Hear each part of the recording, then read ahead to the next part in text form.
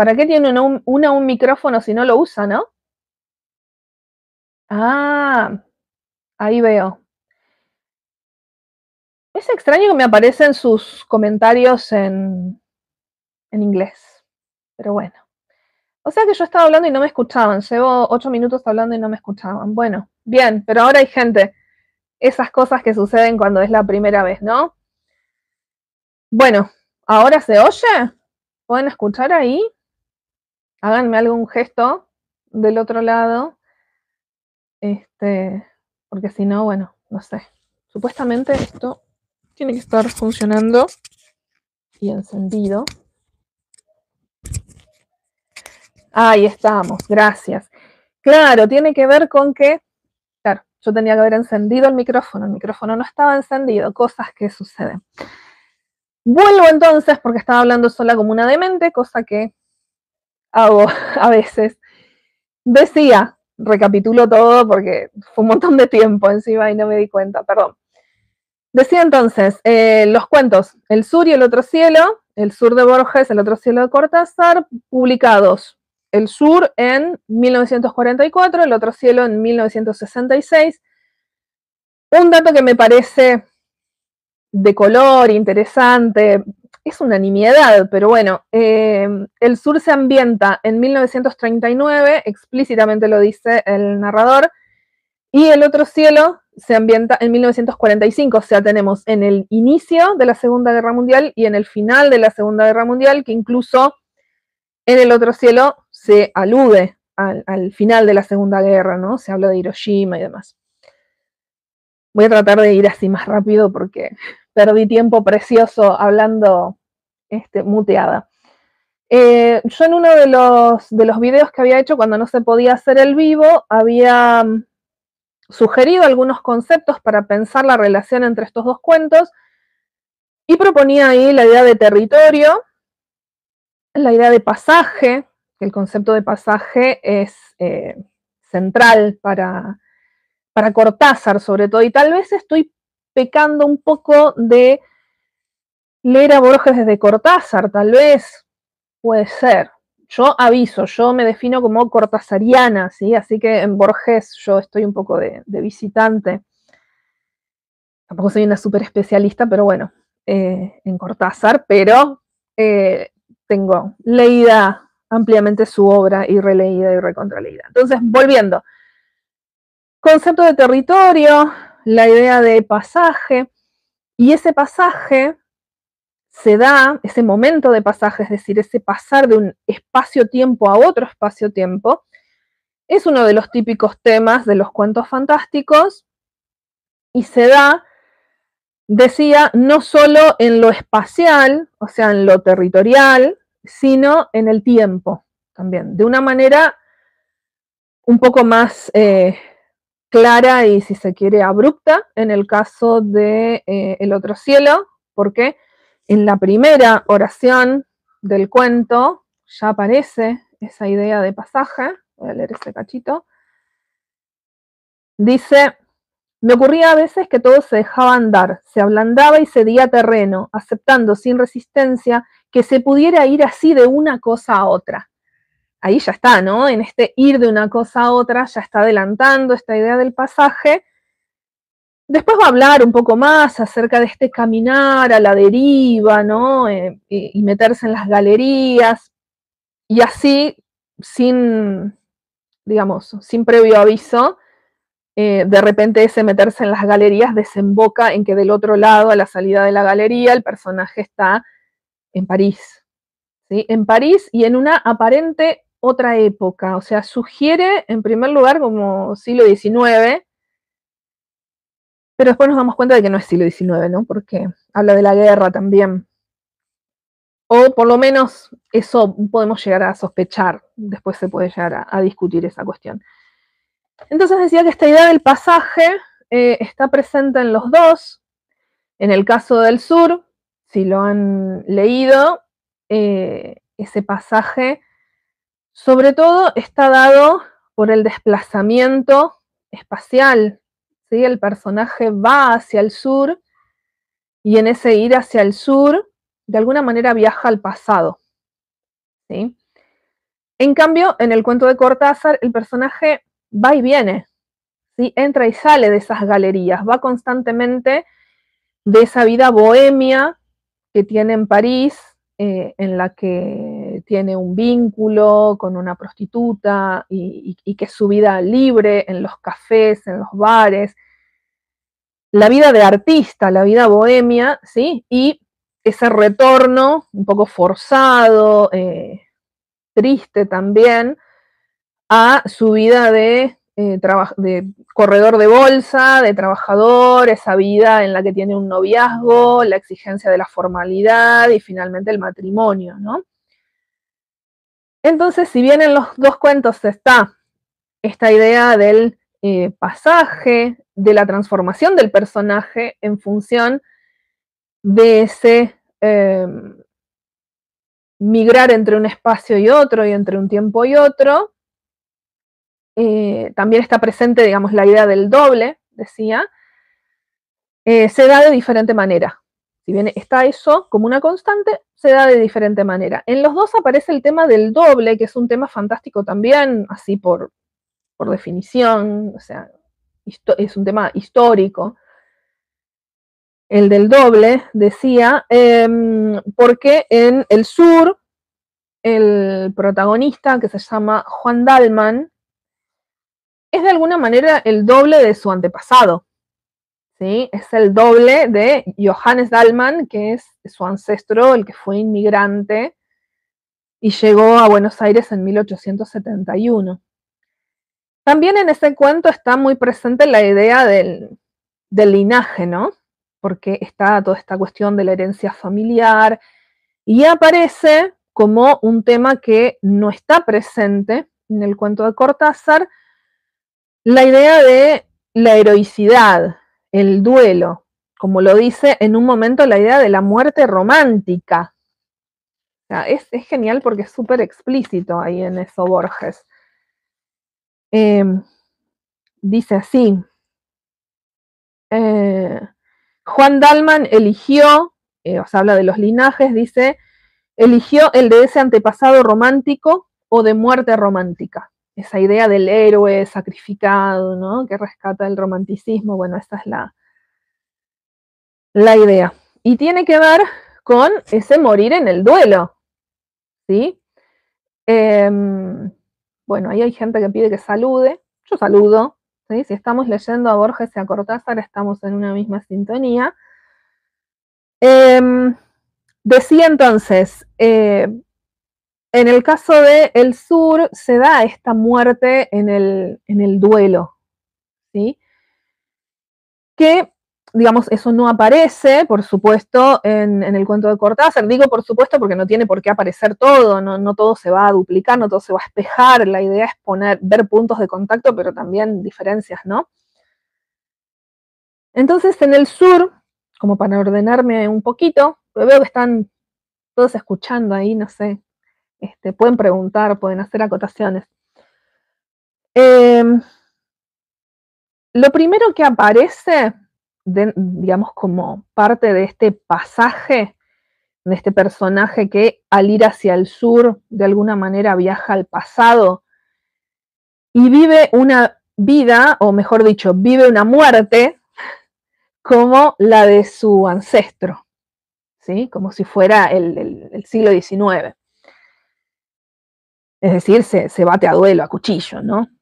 Y lo que me parece interesante es que. Ay, ya me están tirando flores. Lo que me parece interesante es que la primera distorsión temporal, o sea, arranca por la distorsión temporal y después eso se instala en el espacio. Porque arranca con la fiebre. Cuando el personaje está internado y que está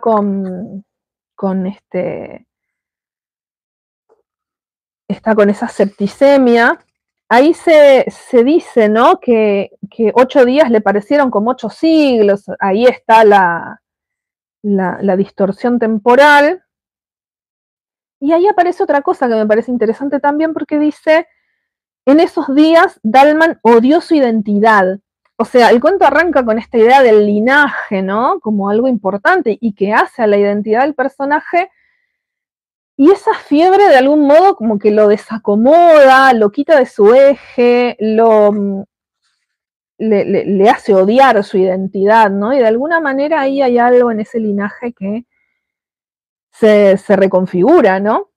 Algo de eso me parece que está ahí presente. Yo anoté un montón de citas, pero creo que no voy a leerlas todas porque si no esto se va a volver interminable. Igual ya hice como 10 minutos de algo mudo. Yo no sé, esto no se puede editar, así que me van a querer matar, voy a tener que decir dónde empieza el sonido. Hay momentos de pasaje, insisto, en el caso de Cortázar, la imagen de la galería, e incluso las galerías se llaman pasaje tal, ¿no? Él hablaba del pasaje Güemes y después habla de otro pasaje en París, ¿no? La idea de pasaje ahí es casi material, ¿no? Acá en Borges no tiene esa misma materialidad, pero por ejemplo se dice que el sur empieza del otro lado de la calle Rivadavia y que quien atraviesa esa calle entra en un mundo más antiguo y más firme. Ahí ya está la idea, ligada a la idea de lo espacial a lo temporal. O sea, cruzar esa línea, cruzar ese espacio, atravesar ese límite espacial, genera esa suerte de desplazamiento temporal hacia el pasado. Es maravilloso porque lo hace en un renglón, en menos, ¿no? En menos de una frase lo dice. Y esta cuestión del tiempo, que sabemos que es uno de los temas de Borges, es una de sus preocupaciones primordiales, de sus temas centrales, vuelve a aparecer varias veces en el cuento, ¿no? Porque después dice, y esto también es maravilloso, porque dice,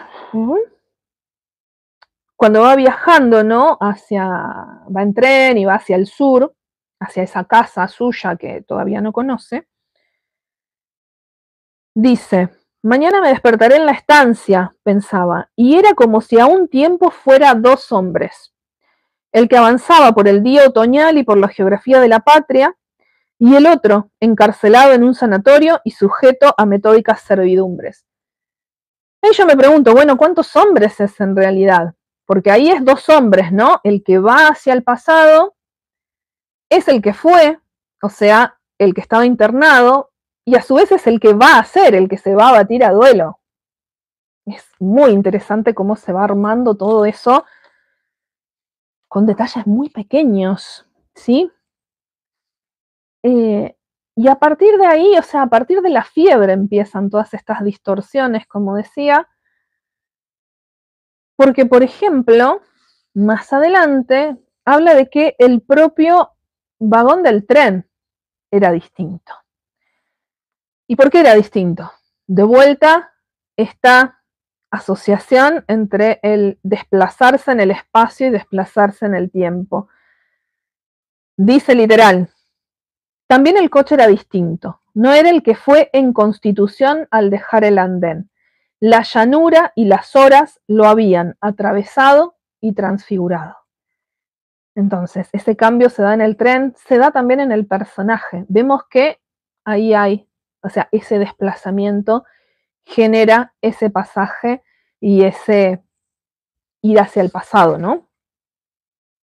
Y de hecho acá se hace mucho más explícito porque dice, Dalman pudo sospechar que viajaba al pasado y no solo al sur. O sea, lo dice abiertamente, ya nos lo adelanta y nada, nosotros seguimos leyendo porque no sabemos qué es lo que va a suceder después, ¿no? En una primera lectura.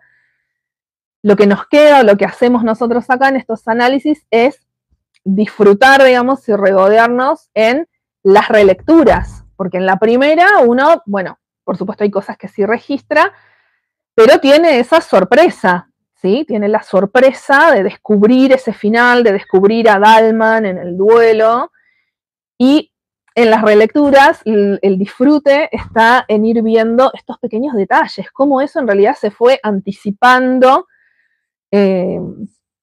casi desde el mero inicio, ¿no? Y cómo se va construyendo y cómo va creciendo ese cambio, ¿no? ese desplazamiento. Y de hecho, cuando dice esto, el narrador, Dalman pudo sospechar que viajaba al pasado y no solo al sur, dice inmediatamente, de esa conjetura fantástica lo distrajo el inspector. Ahí mismo se califica como fantástico ese hecho, ¿no? Insisto, no me interesa encasillarlo en decir, bueno, sí es un cuento fantástico y estamos relevando todo lo que hace que sea un cuento fantástico. No va por ahí la idea del análisis, pero bueno, claramente ahí mismo Borges juega con esto de poner expresamente que se trata de lo fantástico que se está construyendo. Nos interesa ver cómo se va construyendo. Y en esa especie como de miguitas que nos va dejando como si fuéramos Hansel y Gretel, ¿no? Nos va dejando ahí esos indicios. Cuando Dalman llega al pueblo y se va al almacén, y cuando, fíjense los detalles, no sé, yo digo fíjense, tal vez ya los miraron los detalles, ¿no? Cuando dice que el almacén alguna vez había sido Punzó.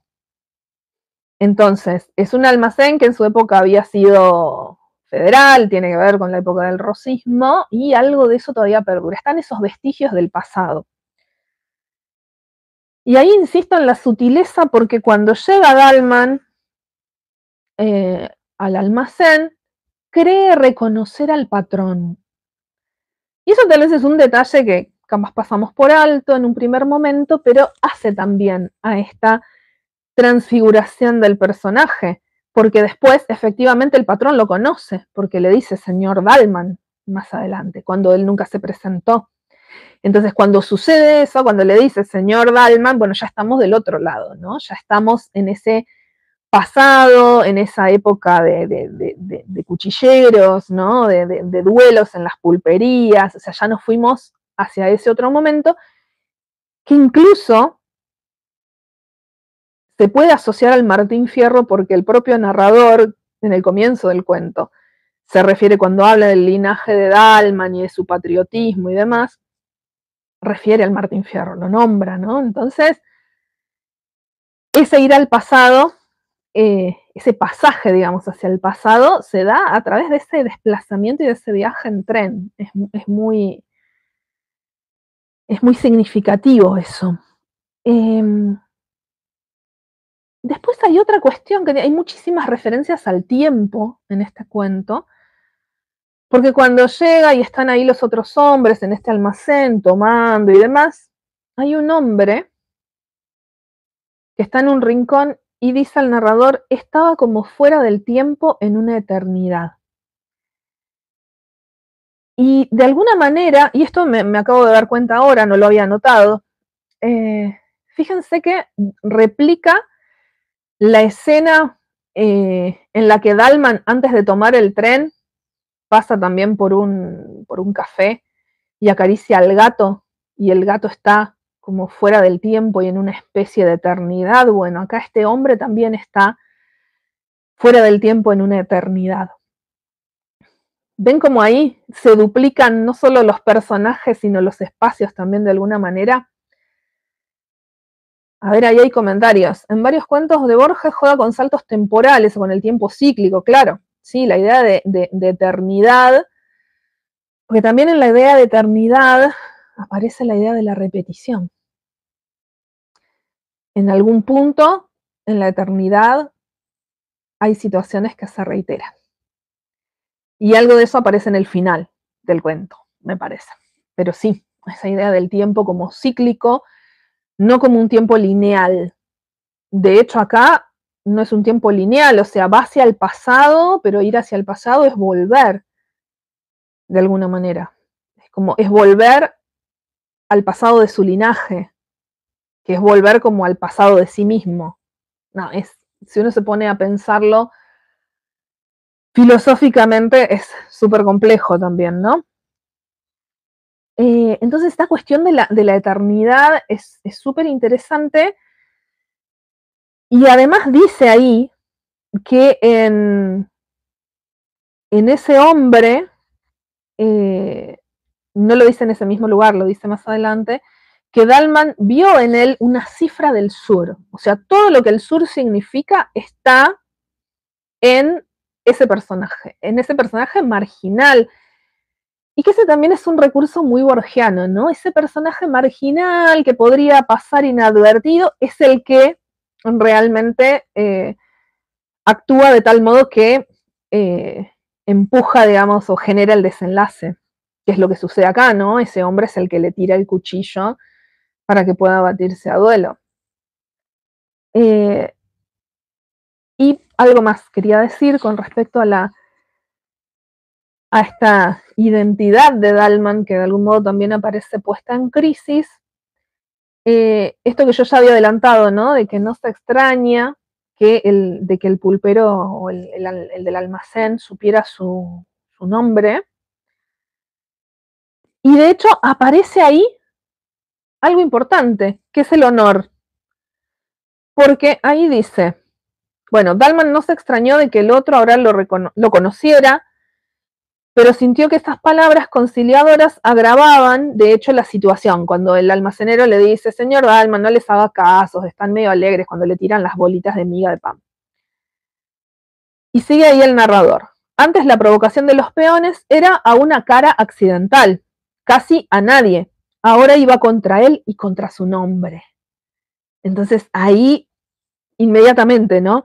Y lo sabrían los vecinos. Ahí ya se instala la idea del honor. Fíjense que él, o sea, en la ciudad, la enfermedad, la infección, le hace odiar su identidad. Este volver al pasado, o este viaje hacia el pasado, le despierta ese sentido del honor, ese sentido del honor de sus ancestros, y ese sentido del honor es el que lo lleva, y acá está clarísimo, lo lleva a la muerte. Lo lleva a batirse a duelo, porque está claro que él no iba a ganar, ¿no?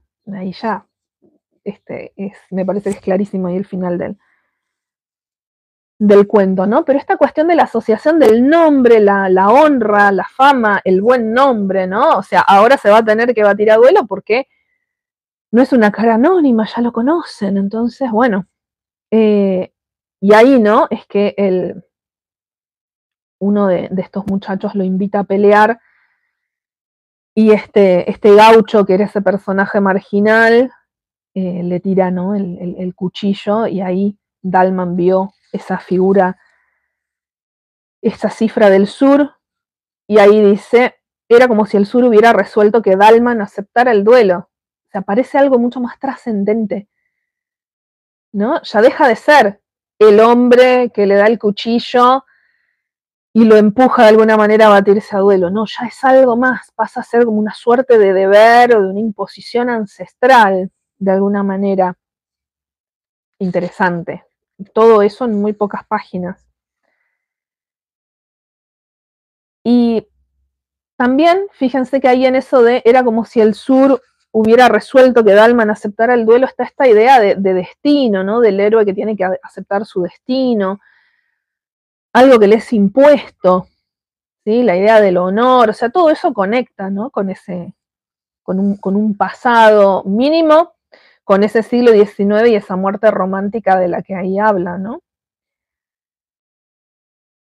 Y ahí como cierre, pensando en esa muerte de la que se había hablado en el inicio del cuento, se dice, sintió que si él entonces hubiera podido elegir o soñar su muerte, esta es la muerte que hubiera elegido soñado. No, no morir en el hospital, sino morir en el duelo. Esa idea de la muerte heroica. Y ahí está esta cuestión está presente el romanticismo. Y hay un detalle, para mí, esto es hipótesis personal, lo pueden rebatir, por supuesto, o interpretar de otra forma, pero a mí me llamó la atención cuando en las distintas relecturas, cómo todo el cuento está narrado en pasado,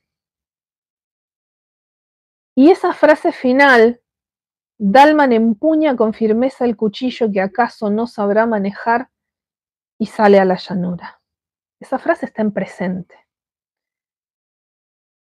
Hay un salto ahí, o sea, seguimos en la misma situación, pero ese cambio de tiempo verbal a mí me hace pensar, y digo, esta es mi hipótesis, ¿no? Por eso lo planteo así, en que ese presente, de alguna manera, hace que siga sucediendo. Me explico. Porque si hubiera dicho, empuñó el cuchillo y salió a la llanura, perfecto, es una acción terminada y acabada, ¿no? Pero en este caso, al ponerlo en presente, esa acción queda abierta, ¿no? Y ya todas esas referencias temporales nos dejan un poco elementos como para pensar, bueno, este presente de alguna manera actualiza constantemente este duelo. Cada vez que lo leemos, ese duelo sucede en presente. Y esa es una forma de eternizarlo, es una forma de estar en esa eternidad y fuera del tiempo, como aparecía, esa idea que aparecía relacionada con el gato y con el gaucho, este más marginal que se mencionaba acá. Ahí entonces hice una pasada, digamos, bastante rápida por el cuento, pero creo que ahí se van delineando, ¿no? Estas posibles continuidades con Cortázar, ¿no? Esta idea del desplazamiento, cómo el desplazamiento espacial aparece vinculado a lo temporal, el desdoblamiento del personaje, el doble, o sea, la posibilidad de experimentar vidas diferentes, ¿no? En esos diferentes espacios, que me parece que está en los dos cuentos. Mucho más sintético el de Borges, bastante más extenso el de Cortázar. Ahora vamos hacia ahí. Tengo todo anotadito acá. No hay más comentarios, no hay más comentarios. Después me dirán, no sé. Con respecto al cuento de Cortázar, yo ya les dije hace unos momentos que para mí la idea de pasaje se instala en la primera oración. Fíjense que en Borges sucedía primero esto de la internación, primero esa especie de mareo o falta de ubicación en cuanto a lo temporal, o sea, se va construyendo de una forma gradual. En Cortázar aparece, yo creo que directamente desde el comienzo, porque el personaje en los primeros párrafos habla, ¿no?, del placer, de esos paseos, describe ese pasaje Güemes y también es bastante explícito porque habla de, bueno, de los pasajes y las galerías como territorio ambiguo. Entonces, si lo pensamos como territorio de pasaje, un territorio de pasaje es necesariamente ambiguo porque justamente está entre dos espacios y dos realidades y dos tiempos diferentes. Entonces, ahí es bastante obvio Cortázar, ¿no? Sin embargo, esos dos espacios, o sea, el pasaje Güemes y la Galería Vivian, tienen elementos en común que son dos, el crimen y la prostitución, porque el personaje cuenta, ¿no?, que en ese pasaje Güemes era donde había ido a quitarse la infancia como un traje usado, o sea, claramente, ¿no?, sabemos a qué fue. Y también ahí dice que se voceaban las ediciones con los crímenes, ¿no? Entonces, de alguna manera, ya sea a través de la prensa, el crimen está presente. Y algo que también está en común es esta idea de que estos espacios de pasaje están en el sur, porque lo menciona el personaje un poquito más adelante. Dice, mi novia Irma encuentra inexplicable que me guste vagar de noche por el centro o por los barrios del sur. Y si supiera de mi predilección por el pasaje Güemes, no dejaría de escandalizarse. Bueno, ahí está, ¿no? El sur asociado a ese territorio, a esa zona que se vuelve difusa, que es un espacio de pasaje y que de alguna manera pone en juego o pone en jaque lo que tiene que ver con la identidad. Y de ahí lo podemos trasladar a otras lecturas también, ¿no? Ese sur como espacio de disputa o como zona indefinida y demás. Ahora, como les decía hace un rato, ¿no? A diferencia del cuento de Borges, acá el protagonista va y viene constantemente entre estos espacios y tiempos. Hay una oscilación constante, ¿no?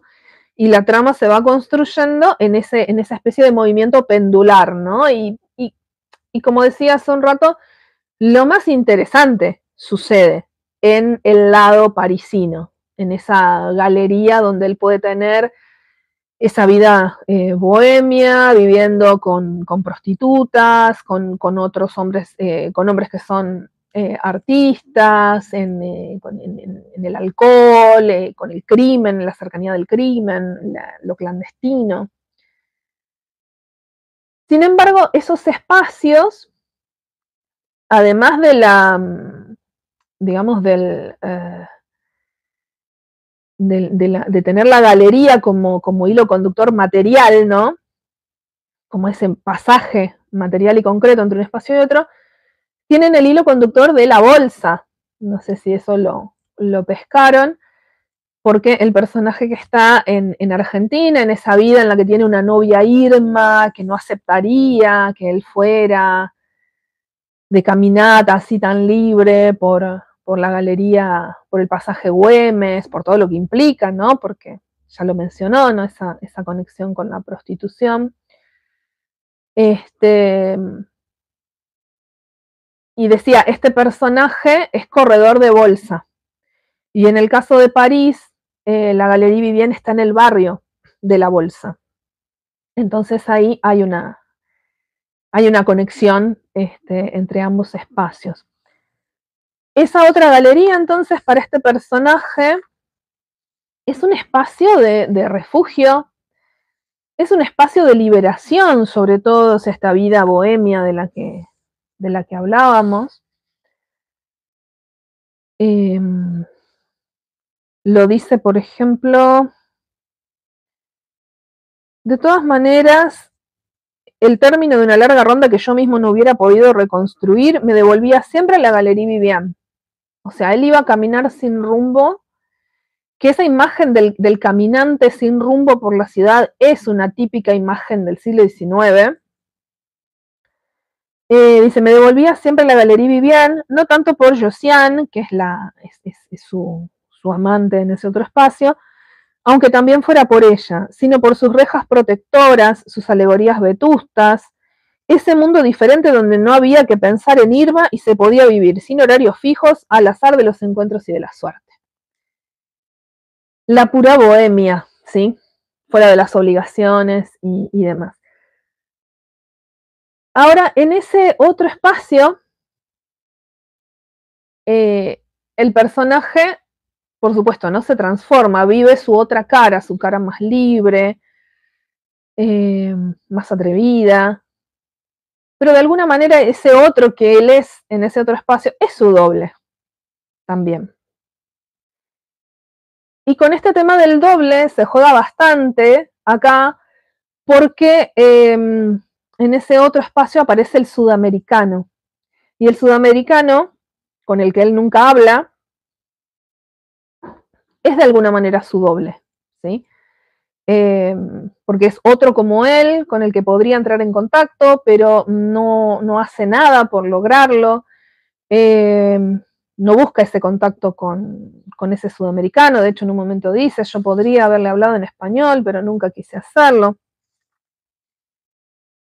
Y la confusión temporal también aparece, también se hace presente acá. Por ejemplo, cuando dice, después de que el personaje, el protagonista, en un intento de la familia para traerlo hacia la vida sana y ordenada, le proponen ir al Delta y demás, dice, cuando volví a cruzar el pasaje Güemes, ¿era realmente en la época de la isla? ¿Acaso mezclo dos momentos de una misma temporada? Y en realidad poco importa.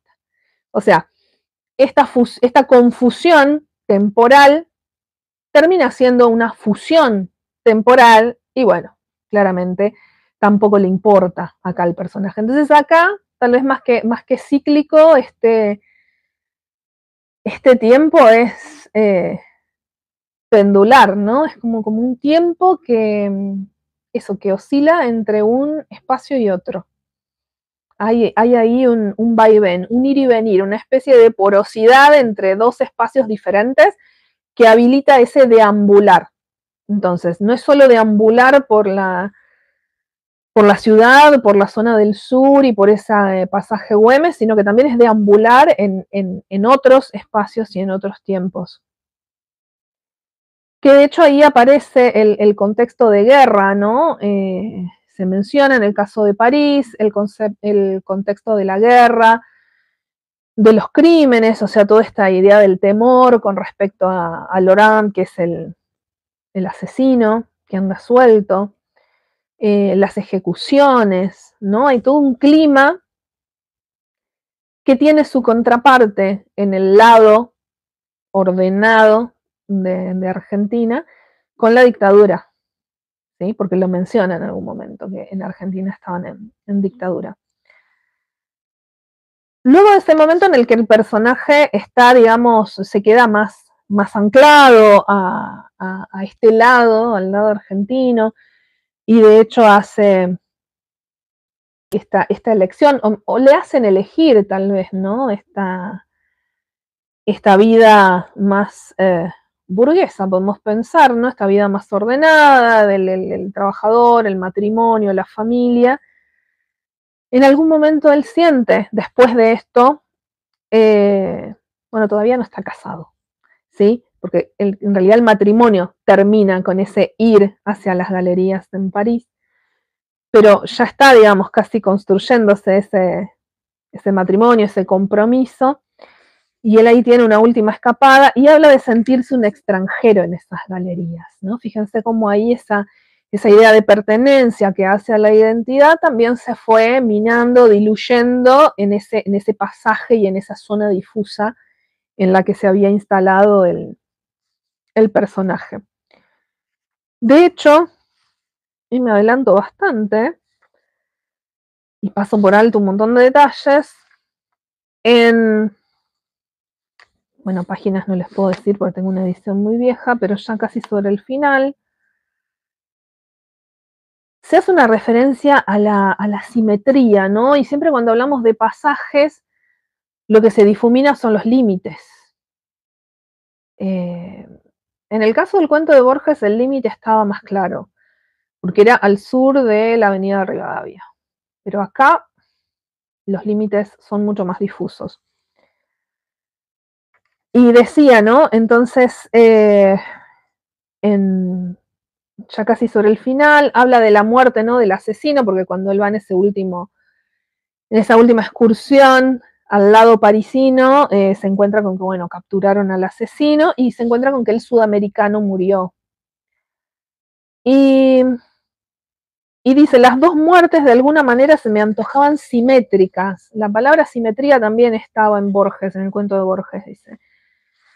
Se me antojaban simétricas, la del sudamericano y la de Laurent, el uno en su pieza de hotel, el otro disolviéndose en la nada para ceder su lugar a Paul el marsellés, y eran casi una misma muerte, algo que se borraba para siempre en la memoria del barrio. Y en algún momento, ya sobre el final, habla de que después del matrimonio, ¿no? Se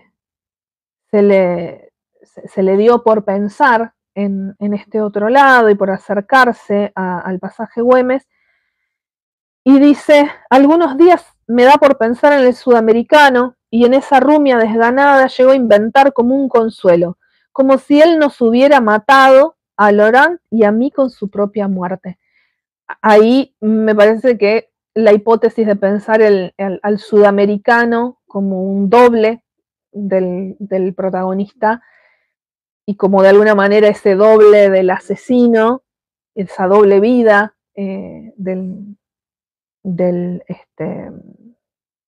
propio protagonista, digo, o sea, esa doble vida, en realidad de vuelta, ¿no? Se abre en otras vidas, porque él es su propio doble en París, pero a su vez el sudamericano es su doble y de alguna manera, si el asesino es el doble del sudamericano o al revés, de algún modo también lo está involucrando en ese juego de espejos. Así que fíjense todo lo complejo que se vuelve ahí el tema del doble.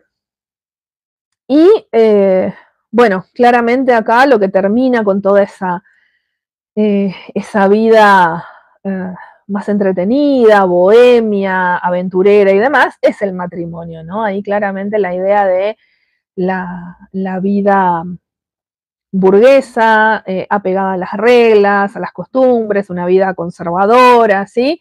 Esa vida es la que triunfa y la que de alguna manera cierra, ¿no? Ese pasaje o esa posibilidad del pasaje, del escape, de la evasión a esos otros mundos, a ese otro mundo.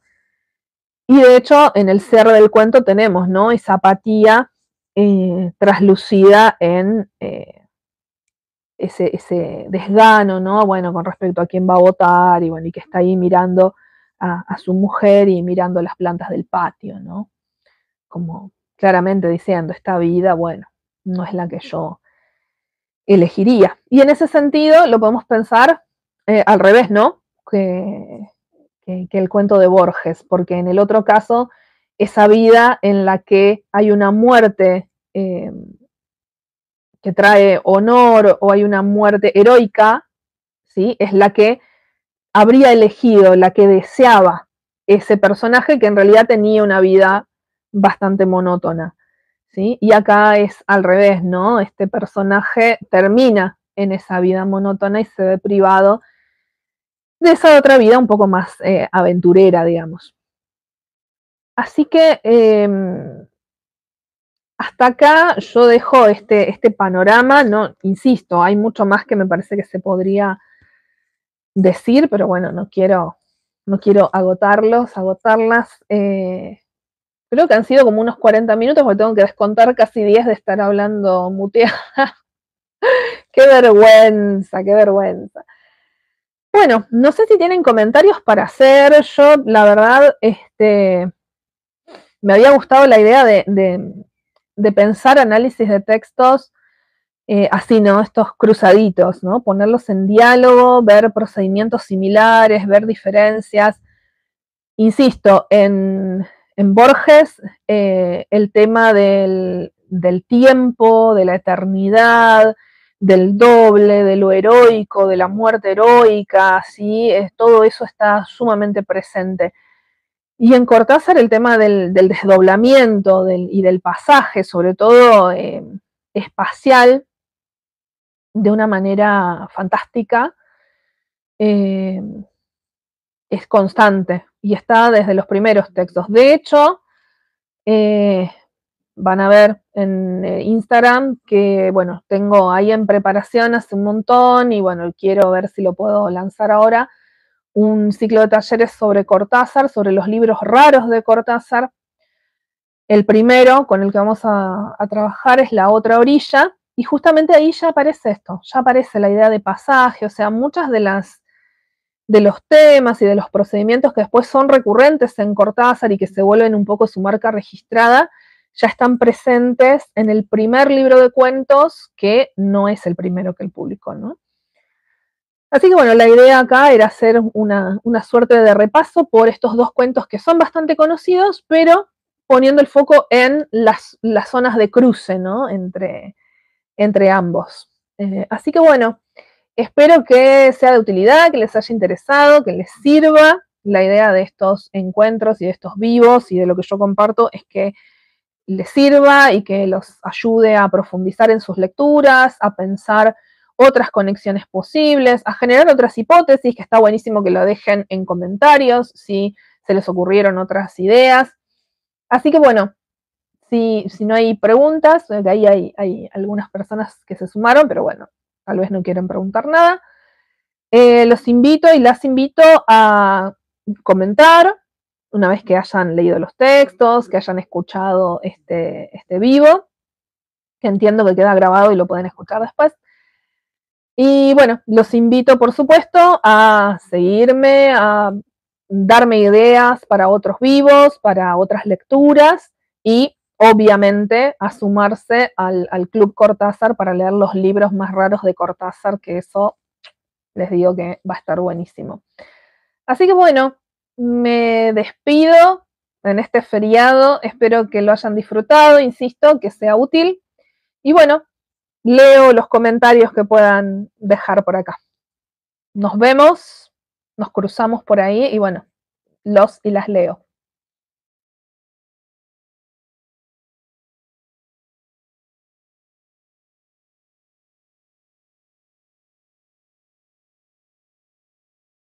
Dios, no sé cómo apagar esto.